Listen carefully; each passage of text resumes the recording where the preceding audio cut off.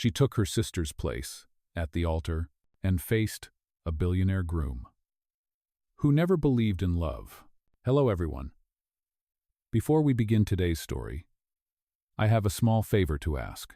If you enjoy cinematic romance with real heart, please subscribe and tap the notification bell so you never miss an episode. And tell me, where are you watching from today? Now, let us go back to our main character. Rain streamed down the windows of a black Mercedes gliding through the empty streets of Manhattan. Inside, the air was thick with silence. The city lights reflected across the tinted glass, painting fleeting ribbons of gold on the leather seats. Sitting across from him, Clara Bennett pressed her trembling hands together, the diamond bracelet on her wrist catching the dim light.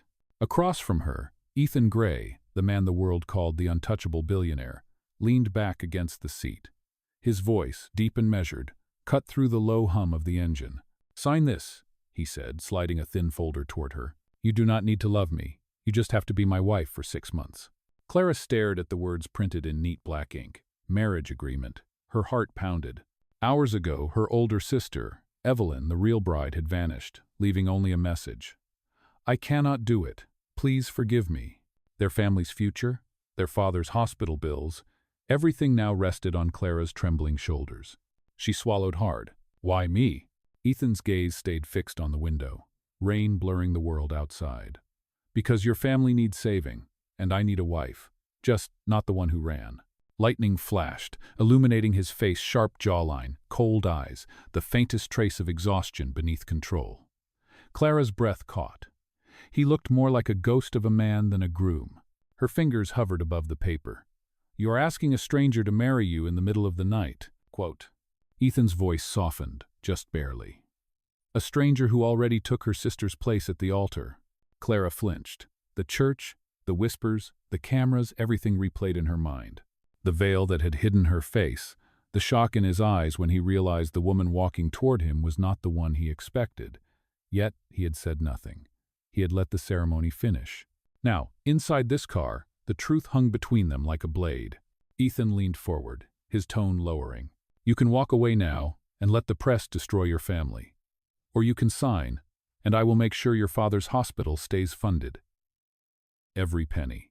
The pen lay beside the folder, gleaming under the passing streetlights. Clara picked it up, her hand trembling. For a moment, she saw her reflection on the black dashboard, eyes red, makeup faded, the wrong bride wearing the wrong dress. She signed. The car slowed at a red light, rain streaking across the windshield. Ethan watched her in silence, then reached into his coat pocket and placed a small velvet box between them. Inside lay a platinum ring, simple and cold. "Keep it," he said. "It makes the lie look real." Clara closed the box, her pulse hammering in her ears. She could not tell if it was fear, shame, or the quiet pull of something she did not yet understand. Outside, thunder rolled across the city.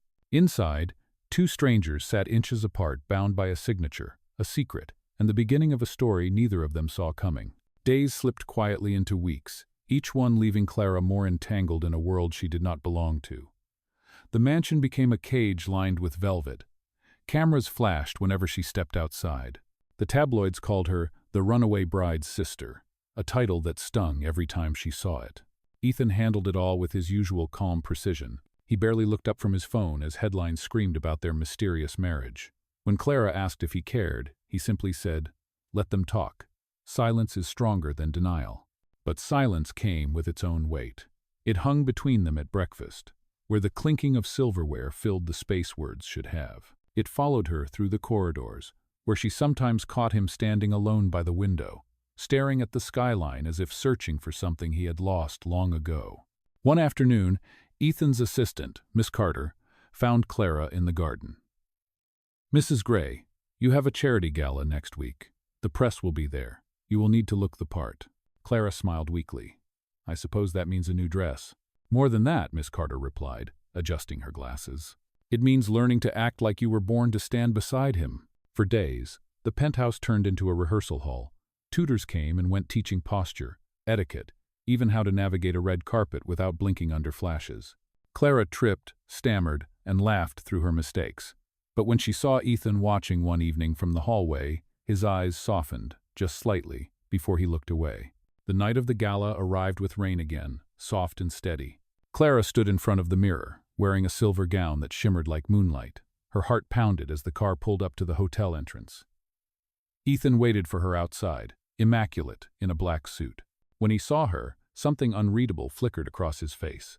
"You clean up well," he said quietly. She smiled, nervous but genuine. "So do you." Inside, chandeliers glowed and champagne flowed. Every camera turned as they entered hand in hand. Clara could feel the stares, the whispers, people trying to guess if this marriage was real or just another headline. Ethan's grip tightened, steadying her. During the interview portion of the gala, a reporter leaned in, microphone raised. "Mr. Gray, rumor has it your marriage was arranged under unusual circumstances. Care to comment?" Ethan smiled smoothly. Love rarely follows a rulebook. The crowd laughed politely. But then the reporter turned to Clara. "Mrs. Gray, how did you know he was the one?" Her mind froze. The lights were blinding, her throat dry. For one terrible second, she almost blurted the truth. But then Ethan's hand brushed hers, a quiet reminder to breathe. "At first sight," she said softly. "Right here, actually." The crowd applauded. Ethan looked at her then, really looked. A flicker of surprise melting into something almost tender. Later that night, as the gala wound down, Clara stepped onto the balcony for air. The city below shimmered beneath a curtain of rain. She felt Ethan's presence behind her before he spoke. "You handled yourself well," he said. She turned, smiling faintly. "I almost ruined everything, but you did not." His voice was low, almost gentle. "For someone who never wanted this world, you are fitting into it." She looked at him for a long moment. "Maybe I am not pretending as well as I thought." He met her gaze, and for the first time, there was no mask between them. The air shifted quiet, fragile, charged. Then thunder rolled in the distance, and Ethan stepped back, breaking the spell. "Get some rest, Clara," he murmured. "Tomorrow, the world starts talking again." She watched him disappear into the glow of the ballroom, the echo of his voice still warm in the cold air. For the first time since the wedding, Clara wondered if 6 months might not be long enough to learn the truth about Ethan Gray, or about herself. The morning after the gala, the city felt unusually quiet. Clara woke to soft light spilling through the curtains, her mind still replaying Ethan's voice from the balcony. For a fleeting moment, she allowed herself to remember the way his eyes had softened when she spoke. Then reality returned, sharp as ever. It was still a contract. A lie. She found Ethan already in the kitchen, dressed in a gray suit, reading through the morning paper. "Good morning," she said softly. He looked up, his expression unreadable. "The press loved you last night." Clara poured coffee, pretending not to notice his gaze following her movements. "That is good, I suppose. It means your plan worked." Ethan folded the paper neatly. "Our plan," he corrected. "You are part of this, remember?" She forced a smile, though her chest ached. Hard to forget when it is written on every headline. For a moment, silence filled the room again, until the doorbell broke it. "Miss." Carter entered, carrying a thick folder. "Mr. Gray, the board meeting is at noon. Also, your ex-fiancé's legal team reached out about the shares dispute." Clara froze. Ex-fiancé.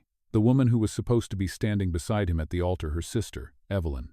Ethan's jaw tightened. "Handle it," he said shortly, but Clara could see the flicker of tension behind his calm. After Miss Carter left, Clara spoke quietly. "You could talk to her, you know. She might not be your enemy." "Good." Ethan's eyes snapped to hers. "She made her choice. So did I." Clara nodded slowly. "And what choice is that?" "To keep the past buried." His tone softened, but only slightly. "Trust me, it is better that way." That night, Ethan did not return home. Clara sat alone in the library, the city lights glimmering beyond the glass. She wandered through the shelves until she found a photo album tucked away in a drawer. Inside were old pictures Ethan as a child, smiling beside his father at construction sites. The same man from the photo on his desk. A voice startled her. "You were not supposed to see that." She turned. Ethan stood in the doorway, rain still on his coat. "I am sorry," she said quickly. "I was not prying. I just wanted to understand." His expression softened, exhaustion clear on his face. "My father built this company from nothing. He believed family was the foundation of everything. When he died, people like Evelyn's family saw an opportunity." "So this marriage," Clara whispered, "was revenge?" "Protection," Ethan corrected. "From people who would rather see my father's legacy divided." She hesitated. "And me? What am I protecting you from?" Ethan's eyes met hers, steady and searching. "Loneliness," he said quietly. The words hung between them, unexpected and fragile. For a heartbeat, Clara forgot to breathe. She saw not the ruthless billionaire but a man trying desperately to hold his world together.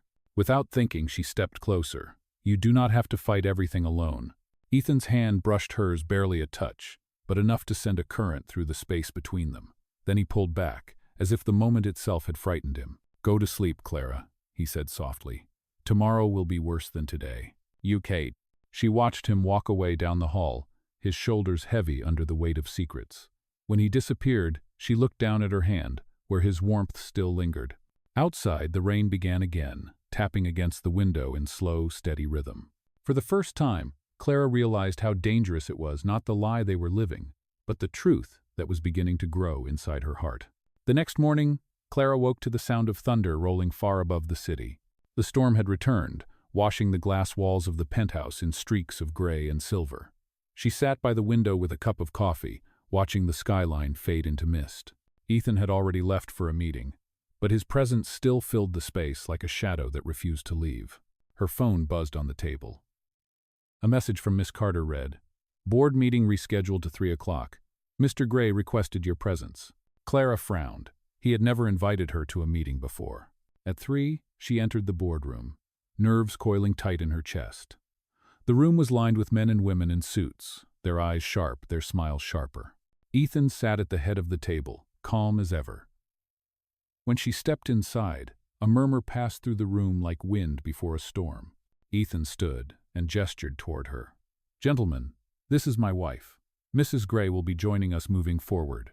The word wife echoed in her mind, heavier than she expected. She felt their judgment like a weight pressing on her shoulders. But Ethan continued speaking, his voice steady, controlled. "She will represent the community branch of our new foundation. Her perspective will be valuable." The meeting went on for an hour. Clara took notes, asked questions, and tried not to let the piercing looks unsettle her. But when it ended, one of the older board members lingered behind. "You married fast, Mr. Gray," he said with a half-smile. "The press says it was not love, but strategy." Ethan's jaw tightened. "Let them write what they want. I know the truth." The man's smirk faded. Clara looked between them, surprised by the quiet conviction in Ethan's tone. That evening, as the sun fell behind the skyline, Clara found him on the rooftop terrace. The air was heavy with rain and city light. He stood by the railing, coat unbuttoned, the wind pulling at his hair. "You did well today," he said without turning. "The board respects strength. You showed it." She joined him at the railing. "Was that why you brought me there? To prove something?" Ethan's lips curved faintly. "Maybe. Or maybe I wanted them to see what I see." Clara looked up at him, startled. "And what do you see, Ethan?" His gaze met hers, steady and unreadable. "Someone who does not belong here, but refuses to break." A small laugh escaped her. "That sounds like both of us." For the first time, his smile reached his eyes.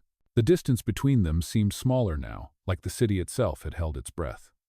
Then a flash of lightning cut across the clouds, and rain began to fall in soft, cold sheets.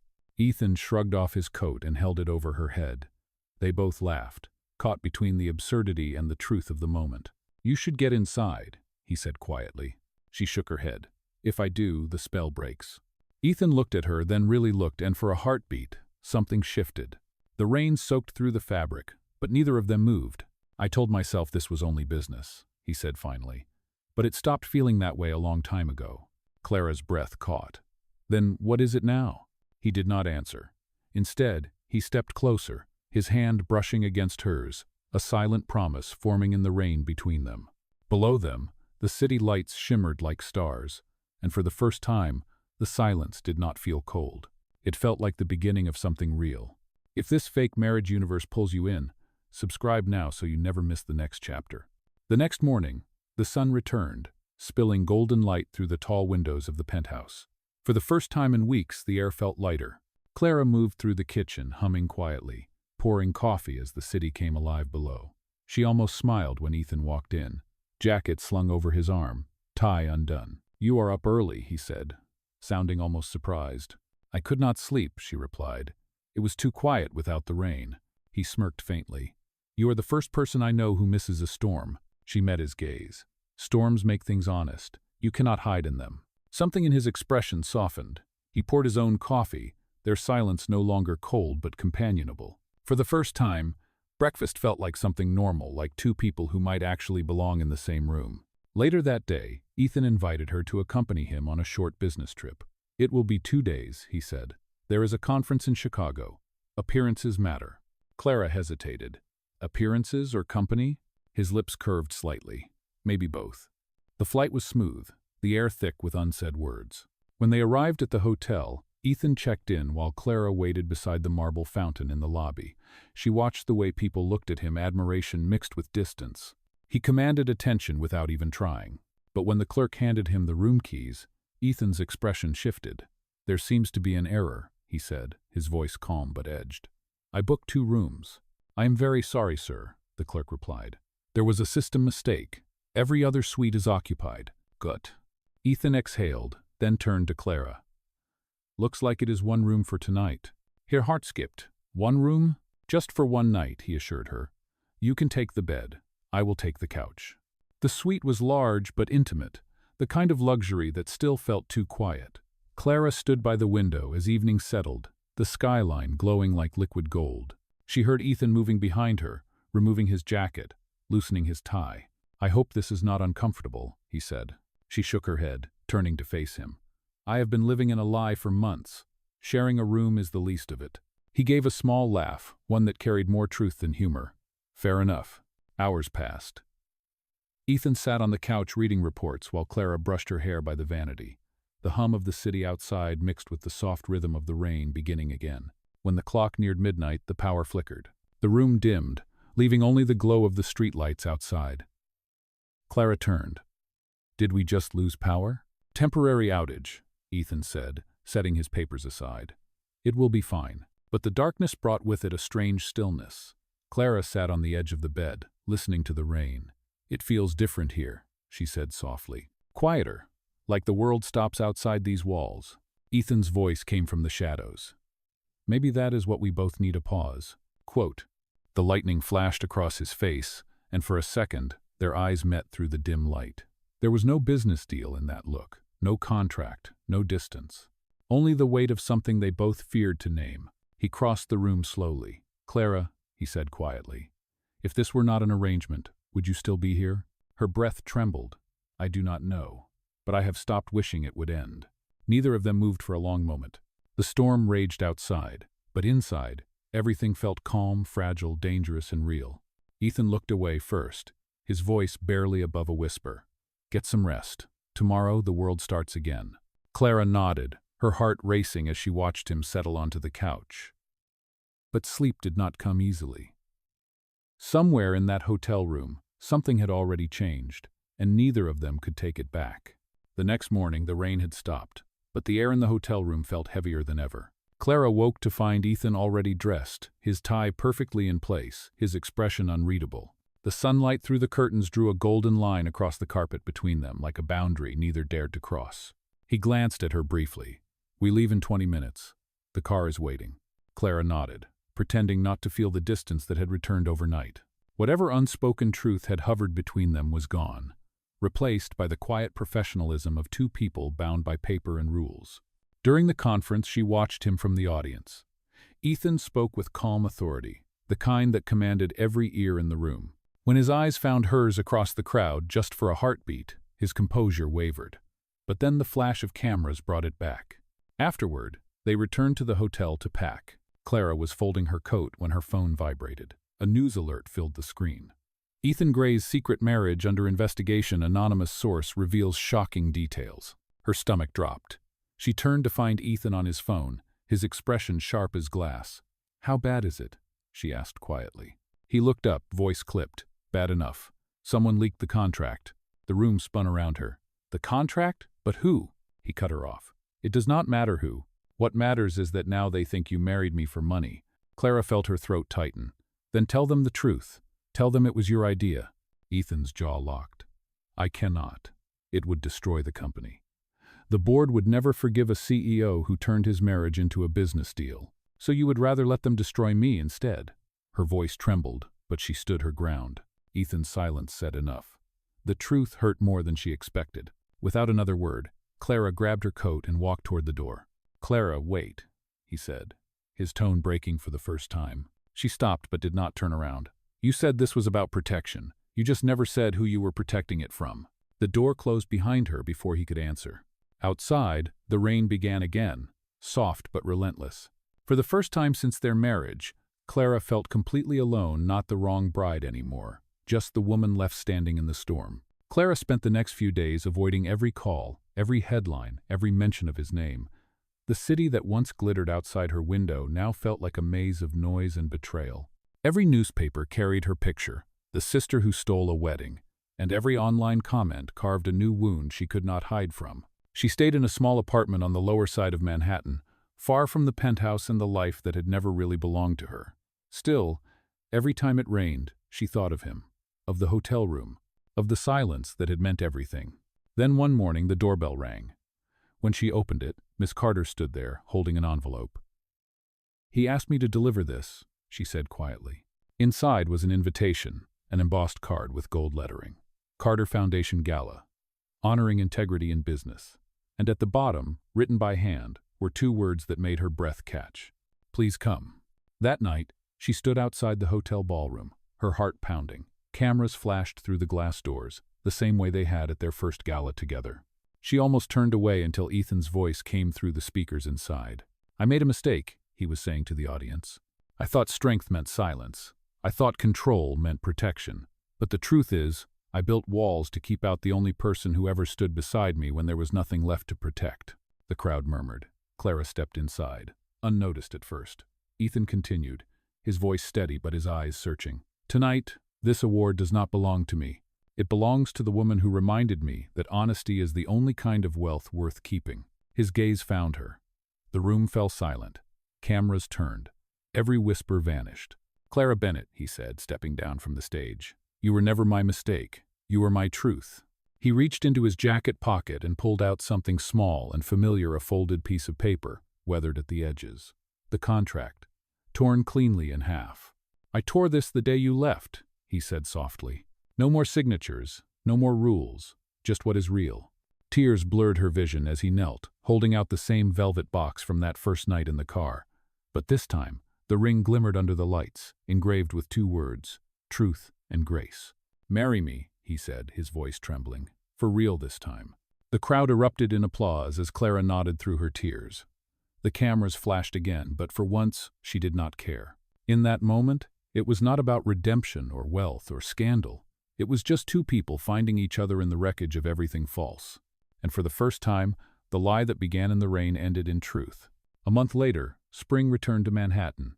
The rain that had once marked every turning point in their story now fell softly over the city, like a memory that no longer hurt. The world had moved on from the scandal, but Ethan and Clara had not tried to erase it. They had rebuilt from it quietly, honestly, together. The penthouse no longer felt cold. There were flowers by the window, a half-read novel on the coffee table, and two coffee mugs waiting in the kitchen instead of one. Clara often woke to find Ethan already working by the glass wall, sunlight cutting across his face. But when she brought him his coffee, he always looked up and smiled. One afternoon, she stood beside him on the rooftop, where it had all begun, the place where he had once warned her that the world would start talking again. Now, it was silent except for the hum of the city below. "Do you ever miss it?" she asked softly. "The quiet before everything changed?" Ethan shook his head. "That was not quiet. That was empty." He turned to her, his tone warm. "This is peace." She smiled. "You finally sound like a man who believes in love." "Yeah?" He laughed under his breath. "I had a good teacher." They watched the sunset stretch gold across the skyline. The same reporters who had once chased them for headlines now called their story The Honest Marriage. Ethan had donated part of his company's profits to fund a foundation in her name, the Bennett Gray Initiative, supporting families who could not afford medical care. As the city lights flickered on, Clara leaned into him. "Do you ever think about that night in the car?" "Every day," Ethan said. "It was the worst decision I ever made, until it became the best thing that ever happened to me." She laughed softly. "You mean signing that ridiculous contract?" He shook his head, pulling her close. "No, letting you in." They stood in silence, wrapped in the glow of a skyline that had witnessed both their lies and their truth. The ring on her finger caught the fading light, truth and grace. When thunder rumbled in the distance, Clara smiled. "Looks like it might rain again." Ethan slipped his arm around her waist. "Let it. We have weathered worse." As the first drops began to fall, they kissed slow, certain, unhurried. Somewhere far below, the city buzzed, but up here, time finally stopped. Their story had begun with a contract written in fear and ended with a promise made in love. The storm that once bound them had finally passed, leaving only peace and the quiet truth that sometimes the best lies lead to the truest hearts. If you want more Untold Billionaire love, subscribe and choose your next chapter on screen.